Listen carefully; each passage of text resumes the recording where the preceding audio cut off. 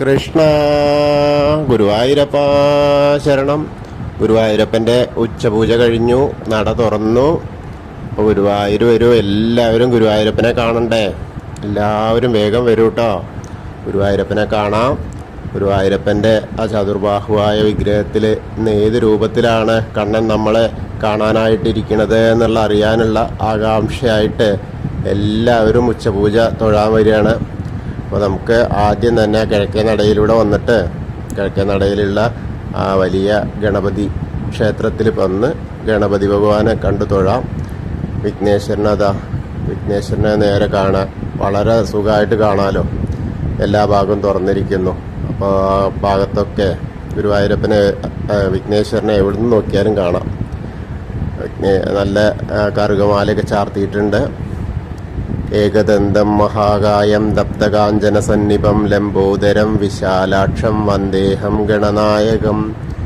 അങ്ങനെ ആ വിഘ്നേശ്വരനെ കണ്ടു, അനുവാദമൊക്കെ വാങ്ങി ഇനി നമ്മൾ ആ ഗുരുവായൂരപ്പൻ്റെ അടുത്തേക്ക് വരികയാണ്. അങ്ങനെ ഗുരുവായൂരപ്പൻ്റെ ആ ഗോപുരവാതിൽ കടന്നു. ഗോപുരവാതിൽ കടന്ന് നേരെ വാതിൽപ്പടിയുടെ അവിടത്തേക്ക് എത്തി. വാതിലിൻ്റെ അവിടേക്ക് എത്തുമ്പോൾ അങ്ങോട്ട് കയറി നിൽക്കുമ്പോൾ ആ വാതിൽപ്പടിയുടെ മുകളിൽ നിന്ന നമ്മുടെ ശ്രീലകത്തെ ആ നെയ്വിളക്കിൻ്റെ ആ പ്രകാശം ഇങ്ങനെ കാണാം. അപ്പോൾ അവിടെ തൊഴുന്നതിന് മുൻപ് തന്നെ നമുക്ക് നാരായണീയം എഴുതിയ മേൽപ്പത്തൂരിൻ്റെ അവിടേക്കൊന്ന് നോക്കിയിട്ട് അദ്ദേഹത്തെ സ്മരിക്കാം. അതിനപ്പുറം വലതുവശത്തേക്ക് നോക്കിയാൽ ആ തൂണ് കാണാം, നരസിംഹാവതാരം കാണിച്ചു കൊടുത്ത. അപ്പോൾ അവിടെ ഒന്ന് തൊട്ട് തൊഴാം. അങ്ങനെ നമ്മളങ്ങനെ ഇറങ്ങി വരുമ്പോൾ ആദ്യം തന്നെ ഒന്ന് കാണുന്നത് പാമ്പിൻ്റെ തലയാണ് കാണുന്നത് കേട്ടോ. പാമ്പിൻ്റെ തലയമ്മിൽ ആണ്. പിന്നെയാണ് രണ്ട് കുഞ്ഞിക്കാലുകൾ കാണാനുണ്ട്, കാൽവളകൾ ഇട്ടിട്ടുണ്ട്.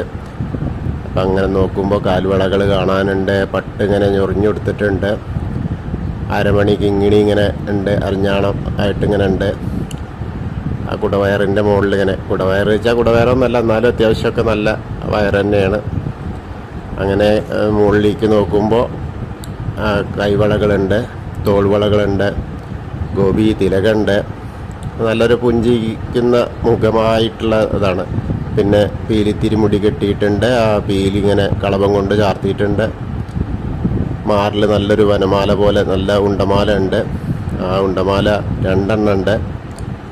തെച്ചിയും ആ വെളുത്ത പൂവായിട്ടുള്ള ആ ഒരു ഉണ്ടമാലയും തുളസിയും താമരയുമായിട്ടുള്ളൊരു ഉണ്ടമാലയും, അതുപോലെ ഗോപീതിലകങ്ങൾ കൊണ്ട് 5 ഗോപീതിലകം ഇങ്ങനെ വെച്ചിട്ടുണ്ട് മാറത്തെ, ഒരു മാല പോലെ. പിന്നെ വളയം പോലത്തെ ഒരു മാല ഉണ്ട്. അപ്പോൾ അതിൻ്റെ ആ നല്ല ആ പ്രകാശങ്ങളുടെ നെയ്വിളക്കിൻ്റെ പ്രകാശത്തിൽ നോക്കുമ്പോൾ ആകെ തിളങ്ങുകയാണ് നമ്മളെ ശ്രീലകത്ത്. കാളിയമർദ്ദക രൂപം ആണെന്ന് ശ്രീലകത്തുള്ളത്. അങ്ങനെ നോക്കുമ്പോൾ കാണുന്നത് കാളിയൻ്റെ തലയിലെ മുകളിൽ ഇങ്ങനെ വലതുകാലും ഇടതുകാലും വെച്ചിങ്ങനെ ചാടി കളിക്കുന്ന ആ രൂപമാണ്. നൃത്തം ചവിട്ടുകയാണ്. ആ കാളിയൻ്റെ അഹങ്കാരത്തെ ശമിപ്പിക്കുകയാണ്. ആ ഒരു കാഴ്ചയാണ് ഇന്ന് ഭക്തർക്ക് വേണ്ടിയിട്ട് കാണാനുള്ളത്. ആ രൂപത്തിലാണ് നമ്മളെ അനുഗ്രഹിക്കാനായിട്ട് ആ ഭഗവാൻ ശ്രീലകത്തിരിക്കുന്നത്. നല്ല രസമായിട്ടാണ് ചാർത്തിയിട്ടുണ്ട്, നല്ല ചാർത്താണ്. കളഭം കൊണ്ട് ഇങ്ങനെ ചാർത്തിയിട്ട് ഇന്ന് പഞ്ചഗവ്യം ആടലൊക്കെ ഉണ്ടായിരുന്നു, ഒക്കെ ദിവസമുണ്ട്. പാലഭിഷേകം കാണാൻ കഴിഞ്ഞു എന്ന് ഞാൻ നേരത്തെ പറഞ്ഞല്ലോ. വളരെ സന്തോഷമായിട്ടുള്ള ആ ദിവസമാണ്. അപ്പോൾ അങ്ങനെ ഓരോരോ കാഴ്ചകളും ഭഗവാന്റെ കാഴ്ചകൾ നമുക്ക്, ആ മായക്കാഴ്ചകൾ നമുക്ക് മുന്നിൽ ഇങ്ങനെ പ്രത്യക്ഷപ്പെടുത്തുകയാണ്. അങ്ങനെ അത് കണ്ടു. അങ്ങനെ ആ ഗുരുവായൂരപ്പൻ്റെ അതേപോലെ മുകളിലേതാ വിധാനമായിട്ട് ആ തുളസിമാലകൾ ഇങ്ങനെ ചാർത്തിയിട്ടുണ്ട്. 2, 3, 4 ഉണ്ട്. അങ്ങനെ അത് കണ്ടു. 4 സൈഡിലും നല്ല ചുവപ്പും താമരപ്പൂ കൊണ്ട് ഇങ്ങനെ വലിയ മാലയാണ് ചാർത്തിയിട്ട് അലങ്കരിച്ചിട്ടുണ്ട്. അപ്പം എല്ലാവരും ആ കാളിയമർദ്ദകനെ കണ്ടു തൊഴുക. ഗുരുവായൂരപ്പൻ്റെ ആ ഒരു കാഴ്ച വളരെ പ്രധാനമാണ്. അപ്പോൾ കണ്ട് തൊഴുതോളൂ. ആ തൊഴുത് കഴിഞ്ഞ് നമുക്ക് പതുക്കെ അങ്ങനെ ഇറങ്ങാം. തടപ്പള്ളിയിരിക്കുമെന്ന് നോക്കിയാൽ തടപ്പള്ളിയിൽ നേദ്യം വെച്ചതിൻ്റെയും അതേപോലെ ആ ഗണപതി ഹോമം നടത്തിയതൊക്കെ ആണല്ലോ. അപ്പോൾ അവിടേക്ക് നോക്കിയിട്ടൊന്ന് തൊഴുത് നേരെ ആ സപ്തമാതാക്കളെയൊക്കെ കണ്ട് തൊഴാം. അങ്ങനെ തൊഴുത് വിഘ്നേശ്വരൻ്റെ അടുത്തേക്ക് വരാം. വിഘ്നേശ്വരൻ്റെ അടുത്ത് വന്നിട്ട് വിഘ്നേശ്വരനെ പ്രാർത്ഥിക്കാം. ചന്ദനം കൊണ്ടിങ്ങനെ ആകെ അലങ്കൃതമായിട്ടുള്ള തുമ്പിക്കൈയൊക്കെ ഇങ്ങനെ അലങ്കരിച്ച് എന്താ ഒരു രസം. ആ വിഘ്നേശ്വരനെ അങ്ങോട്ട് കണ്ട് തൊഴാം. വിഘ്നേശ്വരനെ കാണുമ്പോൾ തന്നെ നല്ല രസമായിട്ടാണ് കാണുന്നത്. അപ്പോൾ ആകെ ചന്ദനം മുഴുക്കാപ്പ് ചേർത്തിയ മാതിരിയാണ്. അപ്പോൾ അങ്ങനെ കണ്ട് തൊഴുതോളൂ. സരസ്വതി ദേവിക്ക് അതാ 2 മാലയൊക്കെ ചാർത്തിയിട്ടുണ്ട്. മുല്ല കൊണ്ടുള്ളതുകൊണ്ട് തുളസി കൊണ്ടുള്ള മാലയുണ്ട്. അവിടെ ഇങ്ങനെ ആ വിളക്ക് കത്തിക്കൊണ്ടിരിക്കുന്നുണ്ട്. അതേപോലെ നേരെ ഇങ്ങോട്ട് വരുമ്പോൾ ആ വിഘ്നേശ്വരൻ്റെ ചെറിയ ഗണപതി വിഗ്രഹത്തിൻ്റെ മുകളിലുമുണ്ട് മാല. അവിടെയും ഇവിടെയും 2 പൂവ് ഇങ്ങനെ വെച്ചിട്ടുമുണ്ട്. അത് കഴിഞ്ഞാൽ നേരെ നമുക്കിങ്ങനെ മേൽശാന്തിയുടെ അവിടേക്ക് വന്നാൽ പ്രസാദം വാങ്ങാം. പ്രസാദമൊക്കെ വാങ്ങി അർച്ചന പ്രസാദമൊക്കെ വാങ്ങി നേരെ ഇങ്ങോട്ട് വരുമ്പോൾ ശ്രീകോവിലിൻ്റെ പുറകുവശത്തായിട്ട് സാഷ്ടാംഗം നമസ്കരിച്ച് വേണ്ടത്ര പ്രാർത്ഥിക്കാം. അങ്ങനെ പ്രാർത്ഥിച്ച് തിരിച്ചിങ്ങോട്ട് നോക്കുമ്പോൾ അനന്തപത്മനാഭസ്വാമീനെ കാണാം. അവിടെ അതാ മുല്ലമുട്ട് കൊണ്ടുള്ള മാലയാണ്. പിന്നെ തുളസിമാലയുണ്ട്. അങ്ങനെ പിന്നെ മുകളിൽ ഇങ്ങനെ ചാർത്തിയിട്ടുമുണ്ട്. നല്ല രസമായിട്ട് തന്നെയാണ്. അപ്പോൾ പത്മനാഭസ്വാമീനെയും കണ്ട് ദശാവതാര വിഗ്രഹങ്ങളൊക്കെ ഓരോന്നോരോന്നായി കണ്ടിങ്ങനെ വരാം. വീണ്ടും കണ്ണനെ കാണാം.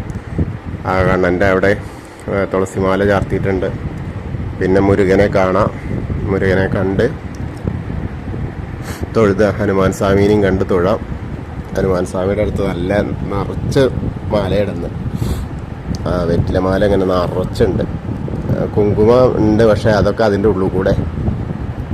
അപ്പോൾ അങ്ങനെ കണ്ട് തൊഴുത് ശ്രീകോവിലിൻ്റെ ഓവിൻ്റെ അവിടെ എത്തി ഒന്ന് പ്രാർത്ഥിച്ച് ഇനി നമുക്ക് പോയിട്ട്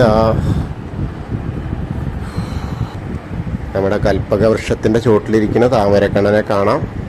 താമരക്കണ്ണനെ കണ്ട് അനുഗ്രഹമൊക്കെ വാങ്ങി മണിക്കിണറൊക്കെ നോക്കി അങ്ങനെ നൃത്താറയിലേക്ക് നോക്കാം. നൃത്താറയിൽ ആ വിളക്ക് ഇങ്ങനെ കത്തി നിൽക്കണു. ആ വിളക്കൊക്കെ കത്തി നിൽക്കുന്നിടത്ത് അവിടെ നമ്മളെ കണ്ണൻ നൃത്തം ചെയ്യുകയാണെന്നുള്ള സങ്കല്പത്തിൽ നമ്മൾ നോക്കിയാൽ അവിടെ ഉണ്ട്. അപ്പം അങ്ങനെ അവിടുന്ന് പുറത്തേക്ക് ഇങ്ങോട്ട് വരിക.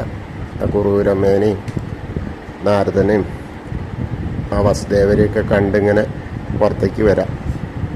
കൃഷ്ണാട്ടൻ രൂപമൊക്കെ കാണാം. രാധാകൃഷ്ണ സ്വരൂപമൊക്കെ കാണാം. അങ്ങനെ പുറത്തേക്ക് വടക്കേ നടയിലൂടെ പുറത്തേക്ക് വരിക. അവിടെ പ്രസാദമൊക്കെ വാങ്ങാം. പ്രസാദ കൗണ്ടറിൽ ചെന്നാൽ അങ്ങനെ നമ്മൾ നേരെ എടത്തരികത്തുകാവിൽ അമ്മേനെ കാണാനുള്ള ആ നടത്തിൽ അങ്ങനെ പോരുകയാണ്. എടത്തരികത്തുകാവിൽ അമ്മേനെ കണ്ട് തൊഴാം. അമ്മയതാ വളരെ സുന്ദരിയായിട്ടാണ് ഇരിക്കുന്നത്. നല്ല ചുവന്ന പട്ടൊക്കെ ഇങ്ങനെ ഉടുത്ത് മാലയൊക്കെ ഇട്ട് ഇങ്ങനെ വെളുത്ത മാലയും ചുവന്ന മാലയൊക്കെ ഇങ്ങനെ ഇട്ട് നിറച്ച് മാലകളൊക്കെ ആയിട്ടാണ് അലങ്കരിച്ചിട്ടുള്ളത്. ആ ഗോളയ്ക്കൊക്കെ ഇറക്കിയിട്ട് അവിടെയൊക്കെ നിറയെ നന്നായിട്ട് അലങ്കരിച്ചിട്ടുണ്ട്. സർവമംഗളമാംഗല്യേ ശിവേ സർവാർത്ഥ സാധികേ ശരണ്യേ ത്രയംബകേ ഗൗരി നാരായണി നമോസ്തുതേ. അമ്മയെ കണ്ടിങ്ങനെ പോകുന്ന നേരെ കുറച്ചിങ്ങോട്ട് പോന്നു കഴിഞ്ഞാൽ മമ്മിയൂരപ്പനെ കാണാം. മമ്മിയൂരപ്പനെ കണ്ടു തൊഴാം. നമശിവായ നമശിവായ നമശിവായ. ഇന്നിപ്പോൾ ശനിയാഴ്ച കൊണ്ട് മമ്മിയൂരപ്പൻ്റെ അവിടെ നല്ല പ്രസാദകൂട്ടുണ്ട്. പ്രസാദകൂട്ടമൊക്കെ കഴിച്ച് അങ്ങനെ പോരാം. ഗുരുവായൂർ വന്ന് തൊഴുത് നേരെ മമ്മിയൂർ പോവുക. ശനിയാഴ്ച അവിടെ അന്നദാനമുണ്ട്. വലിയ തിരക്ക് എന്ന് പറഞ്ഞാൽ തിരക്കൊക്കെ ഉണ്ടെങ്കിൽ കൂടി അത്രയ്ക്ക് മാത്രം ആളുകളൊന്നുമില്ല. ഗുരുവായൂരത്തെ തിരക്കൊന്നുമില്ല. അപ്പോൾ അതുകൊണ്ട് നന്നായിട്ട് ഭക്ഷണമൊക്കെ കഴിക്കാം. നല്ല വിഭവസമൃദ്ധമായ പായസത്തോടു കൂടിയ ആ സദ്യയാണ്. ഗുരുവായൂരപ്പൻ്റെ സദ്യ മോശമൊന്നുമല്ല കേട്ടോ. പക്ഷേ ഗുരുവായൂർ ഊണ് കിട്ടാത്ത ആളുകളുണ്ടെങ്കിൽ അല്ലെങ്കിൽ മമ്മിയൂരിൽ നിന്ന് കഴിക്കണം എന്നുള്ളവർക്ക് ശനിയാഴ്ച അവിടെ പോയാൽ കഴിക്കാമെന്നാണ് പറഞ്ഞത്. അപ്പോൾ ഗുരുവായൂരപ്പൻ്റെ ആണ് നമ്മൾ പ്രാധാന്യം ഉള്ളത്. 2 കൂട്ടരും പ്രാധാന്യം. കാരണം മമ്മിയൂരപ്പൻ ഇവിടുന്ന് മാറിയോണ്ടാണ് ഗുരുവായൂരപ്പൻ ഇവിടെ ഇരിക്കാൻ പറ്റിയത്. അപ്പോൾ 2 ഇടത്തുനിന്നും കഴിക്കാൻ പറ്റിച്ചാൽ അത്രയും നല്ലത്. എന്നാൽ അങ്ങനെ പ്രസാദകൂട്ടമൊക്കെ കഴിച്ച് അങ്ങനെ പോരാ. അങ്ങനെ നമ്മൾ ഇതിനെ വരുമ്പോൾ ആ കൊടിമരത്തിൻ്റെ അവിടെ എത്തുമ്പോൾ ഒന്നുകൂടി നമുക്ക് ശ്രീലകത്തേക്ക് നോക്കാം. ശ്രീലകത്തുനിന്ന് ആ ഗുരുവായൂരപ്പൻ്റെ ശ്രീലകത്തുനിന്ന് ആ കാളിയമർദ്ദക രൂപത്തെ കണ്ടു വണങ്ങാം. അങ്ങനെ കൊടിമരത്തിൻ്റെ അവിടെ നിന്ന് ഇങ്ങനെ കടന്നാൽ കൊടിമരത്തിൻ്റെ അവിടെ നിന്ന് സൗകര്യം കിട്ടുക ഒന്ന് നമസ്കരിക്കാം. അവിടെ നിന്ന് നമസ്കരിച്ചിട്ട് ആ സൈഡിലേക്ക് ഇങ്ങോട്ട് വന്നാലേ ശിവേലി സമയത്തൊന്നും നമസ്കരിക്കാൻ പറ്റില്ല, തിരക്ക് കൂടിയാലും പറ്റില്ല, അല്ലെങ്കിൽ അവിടെ നമസ്കരിക്കാം. അങ്ങനെ ആ കൂത്തമ്പലത്തിലേക്ക് നോക്കുമ്പോൾ കൂത്ത് അങ്ങനെ കഴിഞ്ഞുകൊണ്ടിരിക്കുകയാണ്, അങ്കുലിയാങ്കം കൂത്ത്. അപ്പം അത് കണ്ട് നേരെ അയ്യപ്പൻ്റെ അടുത്തേക്ക് വരാം, അയ്യപ്പസ്വാമീനെ കണ്ടു തൊഴാം. അയ്യപ്പസ്വാമി അതാ നീല വസ്ത്രമൊക്കെ ഉണ്ട്, വെളുത്ത വസ്ത്രമൊക്കെ എടുത്തിട്ടുള്ള ആ ഇരുത്താണ്. അവിടെ ഈ മുഖമൊക്കെ ഇങ്ങനെ കളഭം കൊണ്ട് ഇങ്ങനെ ചാർത്തിയിട്ടുണ്ട്, ചന്ദനം കൊണ്ട്.